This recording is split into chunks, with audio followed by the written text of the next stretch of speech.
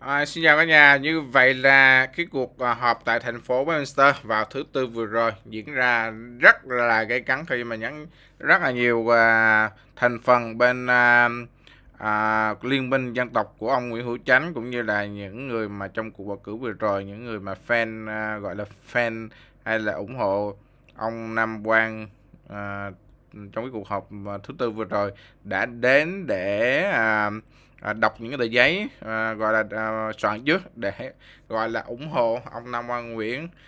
Thì có rất là nhiều phe cánh của bên Nam Quang Nguyễn đã có mặt trong cuộc họp vừa rồi rất là đông, nhưng cũng có một số người cư dân ở thành phố Westminster đã lên tiếng để bảo vệ cho anh Mai Vũng Tàu và chồng của Cà Ngọc Sa khi những thông tin vu khống và bị đặt về chụp mũ gây đe dọa đến đến đến tính mạng, có thể tính mạng của anh cựu quân nhân Trí Lâm và Cà Ngọc Sa. Chúng ta cùng xem lại cái cuộc họp vào tuần vừa rồi.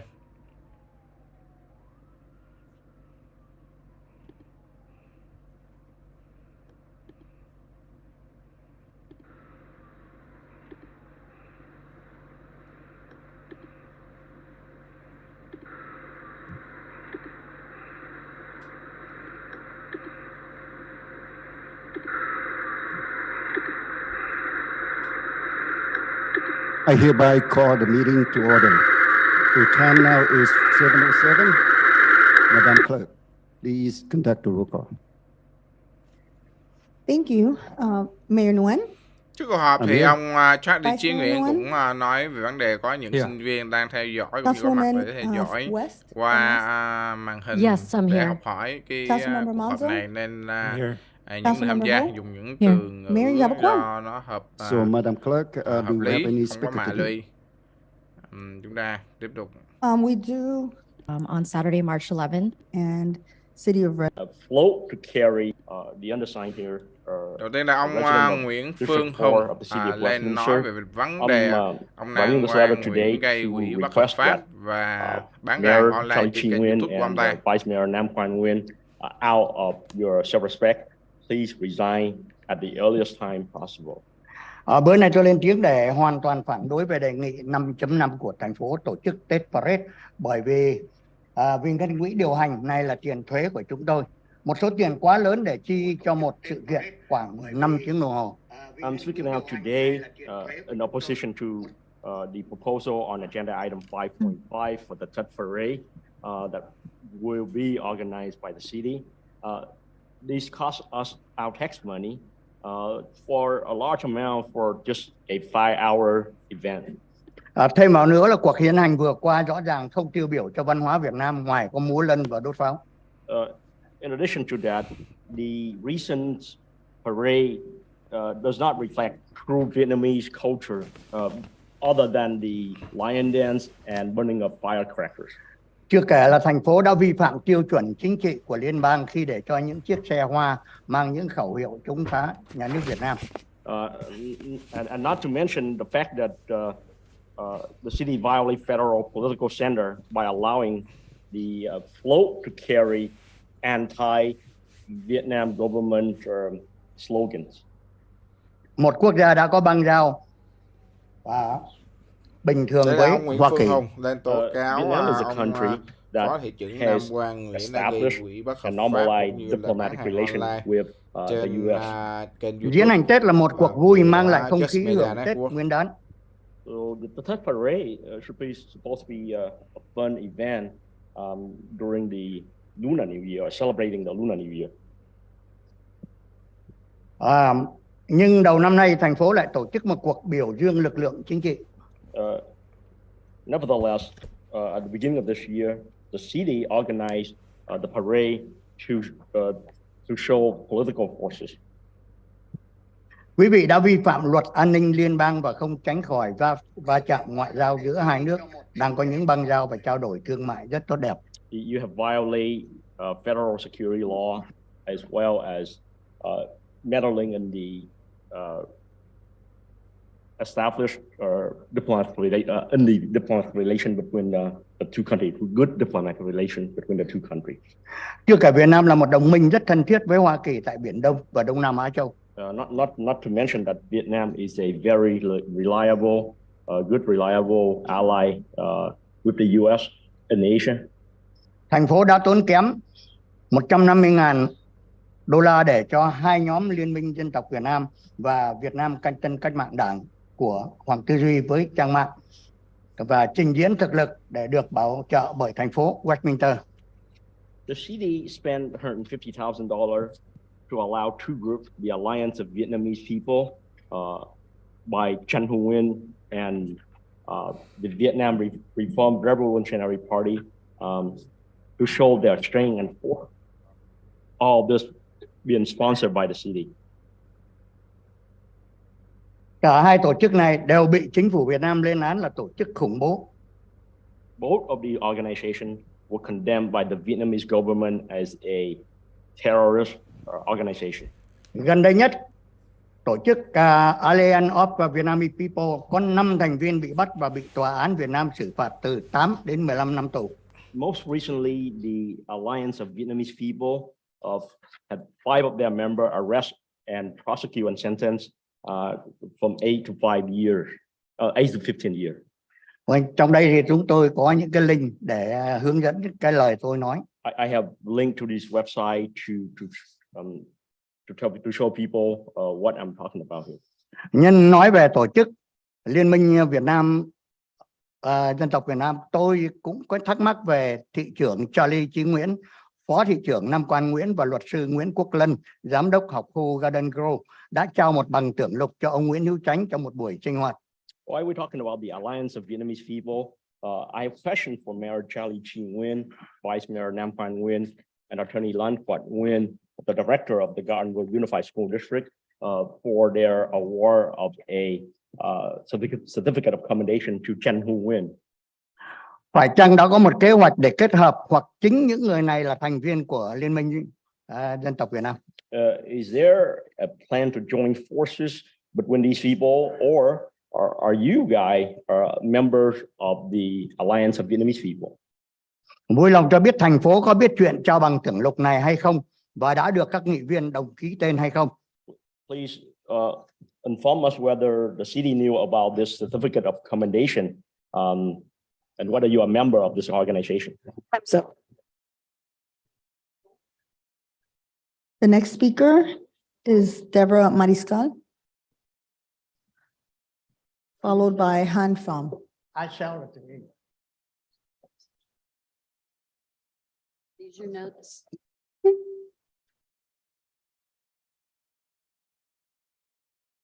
Deborah Mariscal, Westminster, since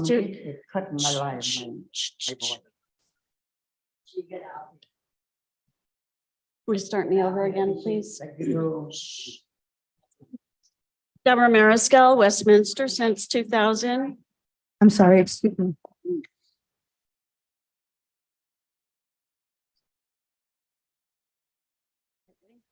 Mayor, Vice Mayor, Council, City Clerks, Attorney, Police Department. Congratulations to the Westminster Police Department for cleaning up Liberty Park and the empty lot on Beach and 21st. 4 days with no new encampments. It's a miracle. I don't know where they are. I don't know what you did with them. I'm hoping that they got the help that they need. I get extra seconds for that. Okay, so I started paying attention to our city council meetings probably about the time that the jail was rebuilt, so around 15 years ago. Prior to that, I lived in Garden Grove for 11 years. And based on how our council meetings have been over the last 5+ years, including the new members this council time, I decided that I wanted to watch some other cities' council meetings to see what they were like. So I watched a couple of Garden Grove meetings. They have several. Especially with respect to the resident who would attend the city council meeting, and they would share. Đây là một số They would go up here and lie. một số người mà please, trong please, cái view that as nhóm ủng hộ political của Nam Quang or, Nguyễn đến để gọi of là political or chia just sẻ a để comedy, cũng như là để comedy theater. Và cuối cùng, ủng hộ riêng nghị cho viên Kim Nam Ly Quang. Hồ, cô đã tự mình tuyên bố trên Chú nói thiệt tôi quên, Người này cũng vậy. chú không có rành về chính trị, chú nói sao? Because that might have been a little embarrassing, people Đây là driving ông cư around dân trying to người find Mỹ out where they're chỉ supposed trích to go, chỉ trích ba because you dân forgot where cử, you went to trong church. đó chỉ trích bà Amy But West. the cowardice Amy of Phan cutting West, the time rất là down hèn. again. And I'm looking at Charlie here, closing his eyes, kind of zoning out, going, bye. Hugh Dolometto.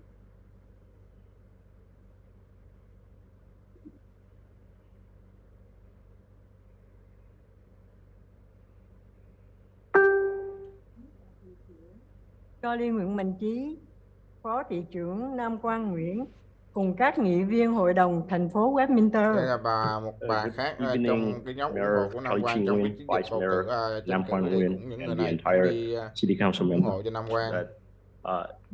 Đến đây dự lần thứ hai. Ông này cũng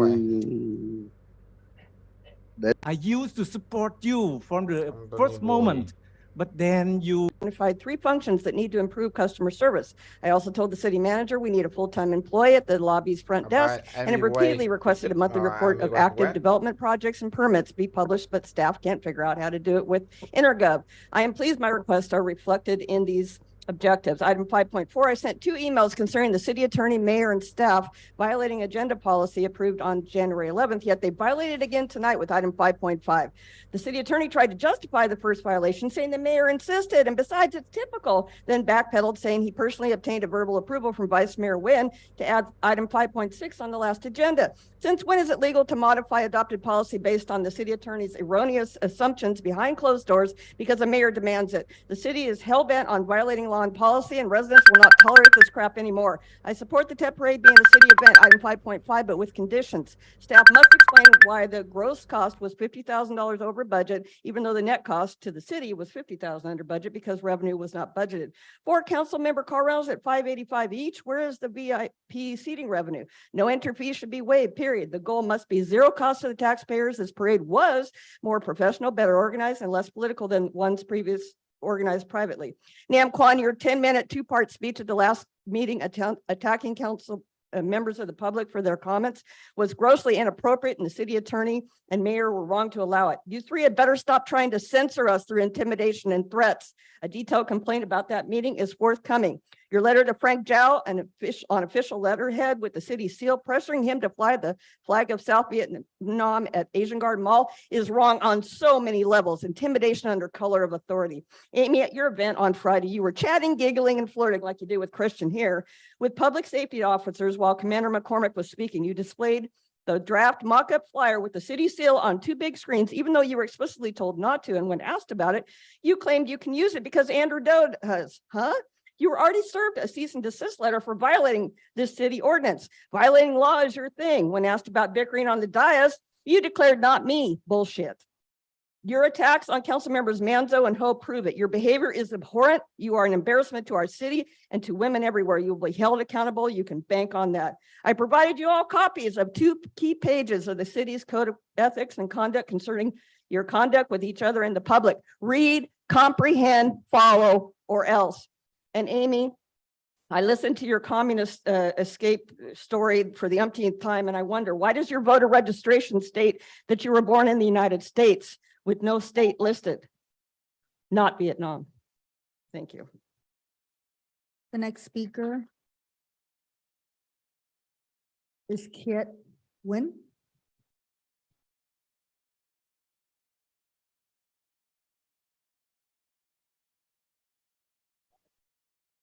Kính thưa ông thị trưởng, ông phó thị trưởng và các nghị viên, ông bà nghị viên và luật sư đại diện cho luật và thành phố Westminster và các vị cảnh sát, các cô thư ký.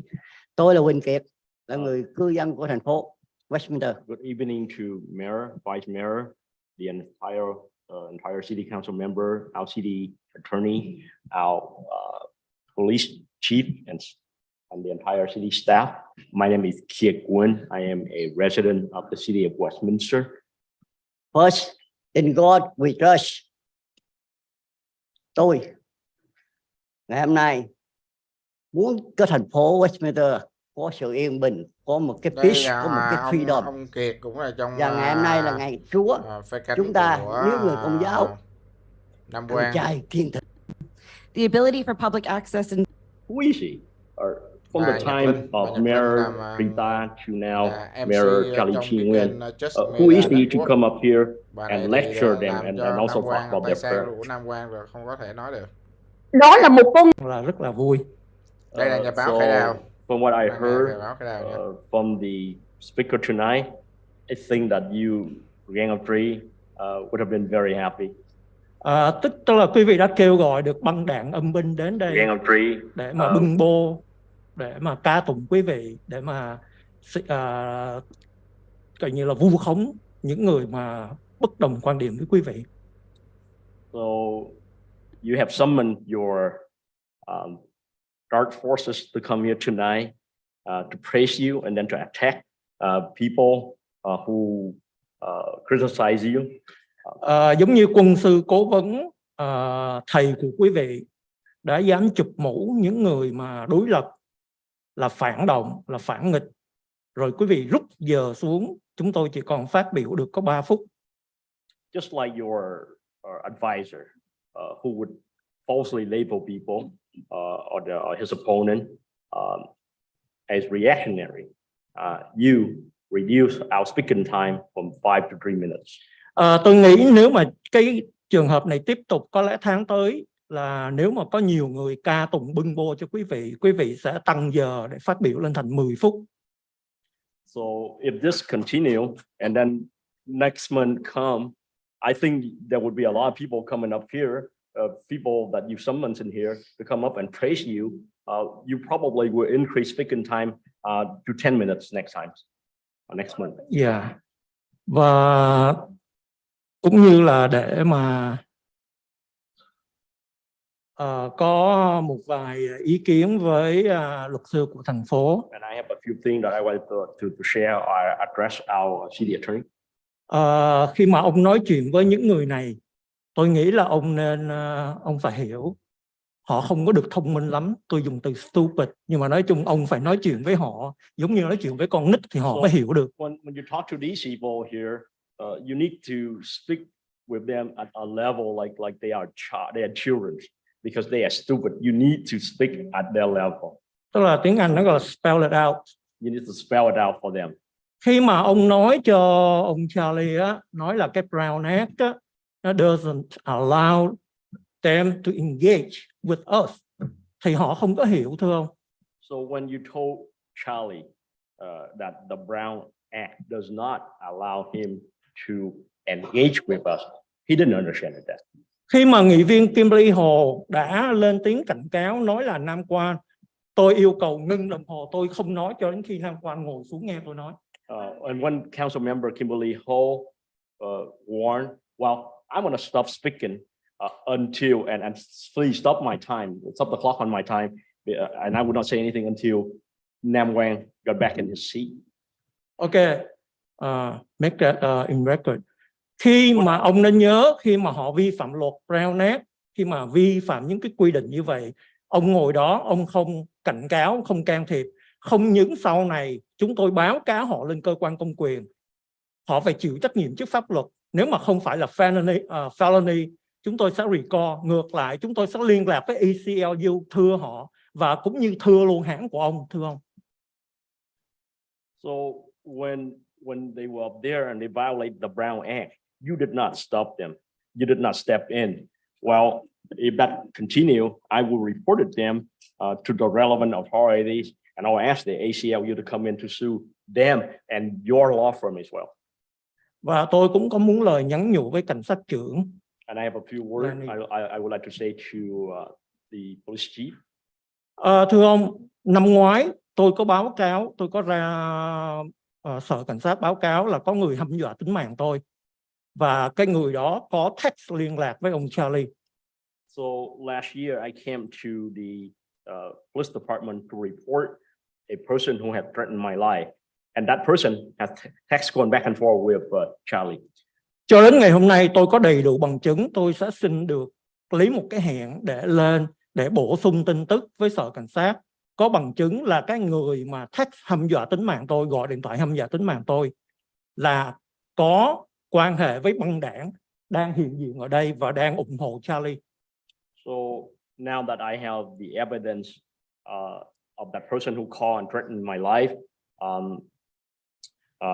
I would like to ask you to schedule a meeting so I could come and provided you with evidence.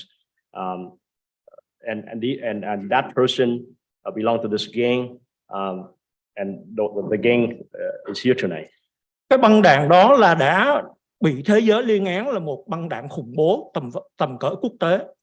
And that gang has been denounced, have been widely denounced as a terrorist organization. Đã từng đặt bom ở những đại sứ quán Thái Lan và Đại Hàn. International terrorist organization that have planted bomb at the embassy in Thailand và Đại Hàn. And also in Korea. Và họ đều đã bị xử tù và đã bị trục xuất.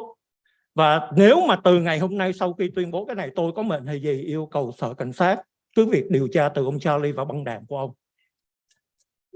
And they have been deported and they've been. Time's up. I'm sorry, time's up. The next speaker is on, followed by Don Lee.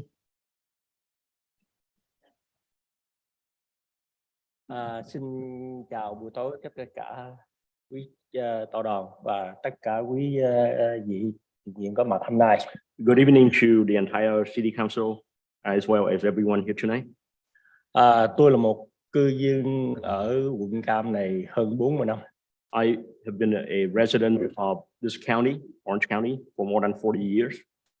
Dù ít dù nhiều tôi cũng hiểu được cộng đồng Việt Nam chúng ta ở đây. Well, more or less, I understand our Vietnamese community here. Mấy chục năm trước, cộng đồng chúng ta rất là vững mạnh. Chúng ta đùm bọc lẫn nhau, chúng ta rất là gắn bó. So years back, our community was strong. We were united. We took care of each other. Square at all. Và do vậy đã dĩ nhiên là người ta hỏi ý kiến buổi họp ngày hôm nay và quý vị có mặt ở tại đây. Good evening to the City Council as well as everyone here tonight. Đây là một cư dân của thành phố Westminster lên tố cáo ông tất cả cách đây mấy tuần trước truyền thông quý vị đã lên tham dự ý kiến, đe dọa tính mạng của tôi không nhắc nữa.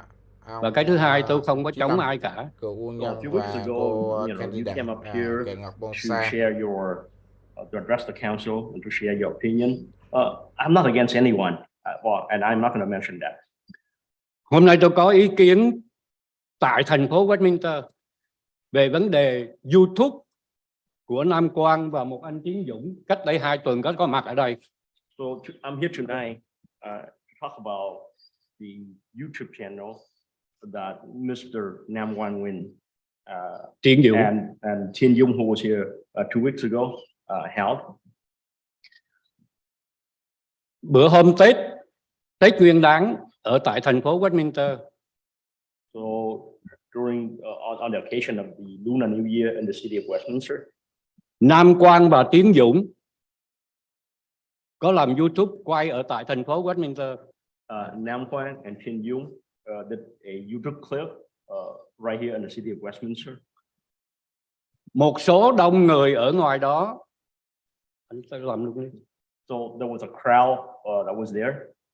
Vợ chồng của anh gì Mai Vũng Tàu, anh Mai Vũng Tàu là cách đây 2 tuần ở tới. And so that husband and wife couple, what's his name, Mike Vũng Tàu, he was here 2 weeks ago. Người ta hỏi ý kiến của Nam Quang. People were asking for Nam Quang's opinion. Nhưng anh bạn của anh Nam Quang có nói ở trên cả một cái khu vực của ta nghe gọi là con đĩ, phải nói thẳng nha, con đĩ, anh giải thích cho rõ ràng gấp 10 lần. People were asking for Nam Quang's opinion, but then Nam Quang's media partner, he spoke and in front of a lot of people, and a lot of people heard. He called that woman a whore. Đó là cái thứ nhất. So that's the first thing. Cái chuyện thứ hai, cách đây 2 tuần, quý vị nhớ hai vợ chồng mà cựu quân nhân của quân đội Hoa Kỳ đó, nhớ không? So the second thing is, if you remember, there was that couple where the husband was a former U.S. service member. Tất cả mọi người ở đây đều yêu chuộng chiến sĩ quân lực Hoa Kỳ đã tham gia từ ở Iraq, Iran trở về đây để phục vụ tại thành phố Westminster. And everyone here loved our military service member who have served both in Iraq and Iran. Tôi cho quý vị coi cái hình. I'm going to show you a photo, a clip. Đây là trò chơi của Nam Quang và Tiến Dũng. This is Nam Quang and Tiến Dũng game. Người ta đội cái mũ cộng sản của Trung Quốc, đội lên đầu của chiến sĩ quân đội Hoa Kỳ ở tại đây. So they placed quý vị nhìn đi, Nam Quang nhìn, Nguyễn Mạnh Trí nhìn. The helmet worn by a member of the Chinese military, Communist Chinese military member. They placed it on a U.S. service member. So please address the council. Rồi, ok. Cho hội đồng nghị viên thôi chứ không phải là tấn công những người ngồi ở dưới. Tôi không có tấn công. Đây là tôi chỉ nói chuyện về cho thành phố Westminster biết. Thứ nhất, quý vị nên bảo đảm an ninh cho cặp gia đình này. So I'm not attacking anyone. I just want to address. Rất là nguy hiểm. So first of all, please protect this couple because they in danger. Tại vì cái anh này là quân lực Hoa Kỳ. So this person here, quân lực Hoa Kỳ có mặt ở tại đây. He served in the U.S. military. Mà mấy người này kêu người ta là cộng sản. Quý vị nhìn đi, cái an ninh của quý vị rồi. Tôi cho quý vị biết và quý vị phải nên nói cảnh sát bảo vệ cho cặp gia đình này. Đây là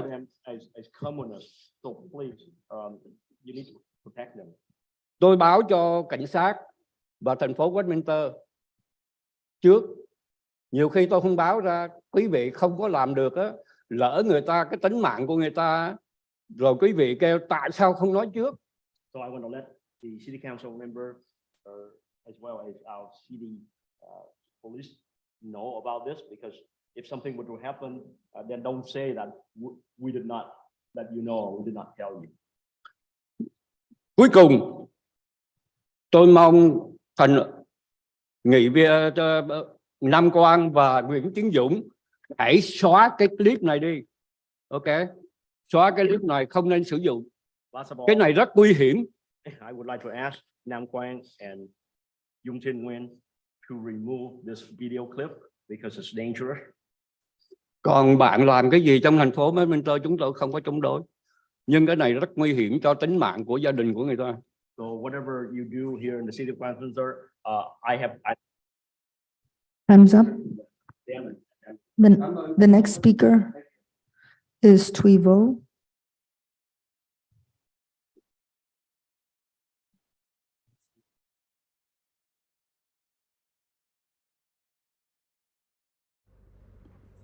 Quý vị City Council, number one, tôi muốn address cái này với lại ông City Manager là ông number one, tôi muốn address cái này với lại ông City Manager là ông number one, tôi muốn address.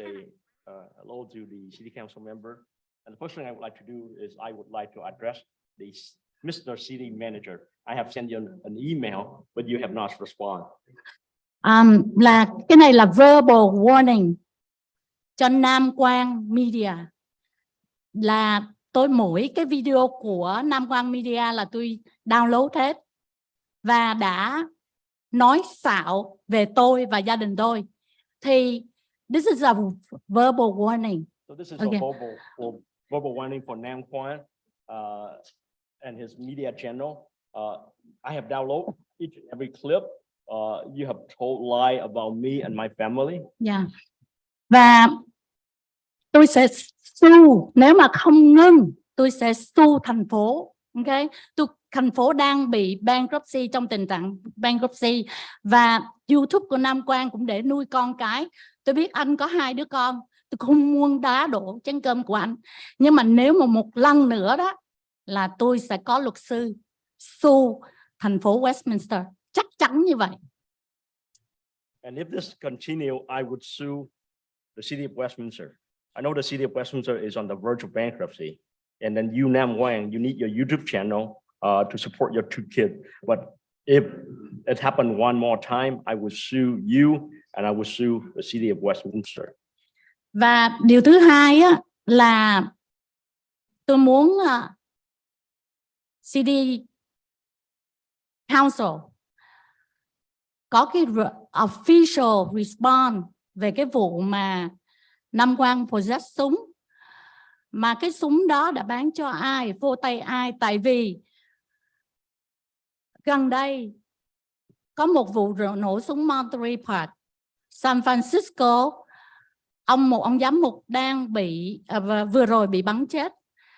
Thì một người như anh mà ra chửi dân chúng như vậy là anh có, và cái người mà đầu ấp tay gối với anh mà anh dùng súng đe dọa, trong cái tờ giấy 151 trang restraining order, cái trang thứ 54 nó nói rõ ràng là anh dùng súng đe dọa girlfriend của anh. Cái đó là sự thật chứ không phải là fake. Đã gửi email cho thị trưởng, cho Nam Quang và tất cả City Council. Thì hôm nay tôi muốn request official response. What have you done? Quý vị đã làm gì chưa? So the second thing is that I would like to get a response from an official response from our city council about Nam Quang Nguyen possessing a gun. What happened to that gun? Whom did he sold it to? Because recently we have this shooting incident in Monterey Park, San Francisco, and then the Catholic priest. Nam Quang here, Bishop. Nam Quang here shared the same bed with his girlfriend and then threatened her with a gun. And he cannot deny that. That's the truth, because in that 151-page court file at page 54, it said that he used a gun against his girlfriend. So I have emailed the city council and I have not gotten an official response. So I demand an official response from you. Những lúc anh đi ra ngoài, không biết anh cứ đi ra xe hay không, cầm súng vô có ai check hay không? Nếu mà xảy ra những vụ nổ súng như là ở Monterey Park thì quý vị nghĩ sao? So when he go out, there's no one to check whether he carry a gun or not. And if there is an incident like a shooting, like what happened in Monterey Park, then what would you think?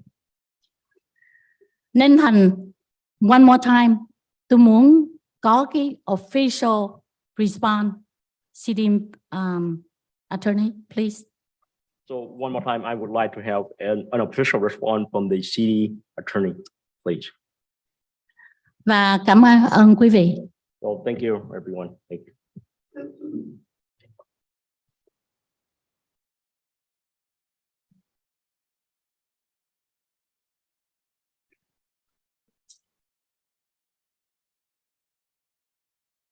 Người kế tiếp phát biểu là cô Nguyễn Thu Thủy.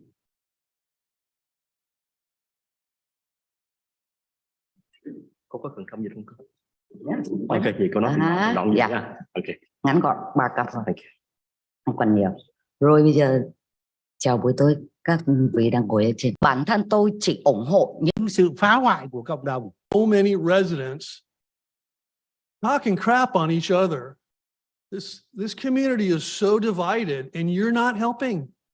You are not helping. You are not pushing the city forward in what you're saying on your YouTube channel. Just look in the mirror and be better. These people are wishful thinking that things are better because it hasn't gotten better. Hasn't gotten better with this man on this council for 4 years. These people are wishful thinking that things are better. It's not gotten better with the hasn't gotten better. Hasn't gotten better with this man on this council for 4 years. Not adding this man. In these private little secret conversations between you and Mr. Bettenhausen here, what is wrong with you?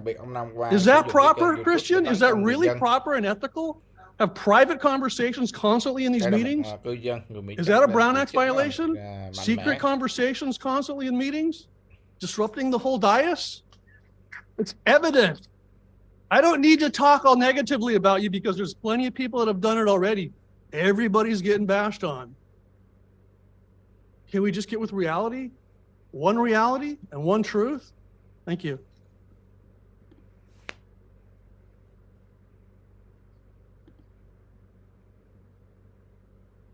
The next speaker is via Zoom. The first speaker is Amy Walsh. Please unmute yourself and you may begin. I don't know how, can you hear me? Yes, go ahead. Okay, just making sure. And that concludes oral communications. Oh, thank you very much. Thanks for coming. Item 4.1 is of the 5-year consolidated plan. For priority housing needs, the goals listed were those projects every year. We did issue other areas. So I look forward. Motion is administration offices in Santa Ana. That's a county, if a candidate occurring in the city. But if you talk about some policy matters that you would act on in your capacity. a second for no written policy. it doesn't need. We have the, the amount, the invoice number, the check, the date, and the name of the vendor, but we don't have their services that they provide. The invoice number, the check, the date, and the name of the vendor, but we don't have utility services that charges. One was like a, like look on here, there's maintenance, but what service are they providing for us? I just want to know that. I believe the taxpayer would like to know that as well. So we have a contract log and an agreement log that is a little bit. Is that around box cover? Our whole philosophy, and we'll have an opportunity of the parade and throughout the event. Also, slight adjustments will be made as final invoices. Okay. Not manage it in the short. I wouldn't. Councilman Ted Wood from Farm Valley, he sneaked in to cut. We continue. I know it's. Knowing those information. Các bạn vừa xem lại những thông tin cuộc họp của thành phố Westminster, và chúng ta thấy là trong cuộc họp vừa rồi không có sự xuất hiện của anh Mai Vũng Tàu, của Cờ Ngọt Vua Sa, mà anh Mai Vũng Tàu với anh Trí Lâm thì chỉ ở bên ngoài thôi, một thời gian ngắn bao quát Cờ Ngọt Vua Sa, và chủ yếu là hai nhân vật lên một cư dân của Westminster tố cáo Phó Thị trưởng Nam Quang Nguyễn đã dùng kênh YouTube để sử dụng những hình ảnh mang tính chất là xuyên tạc cho vợ chồng của cựu quân nhân Hoa Kỳ là Trí Lâm, anh Trí Lâm, về vấn đề là chụp mũ cộng sản đó. Xin cảm ơn cả gia đình vietditru, xin chúc mọi người một chủ nhật thật là vui vẻ. Xin chào tạm biệt.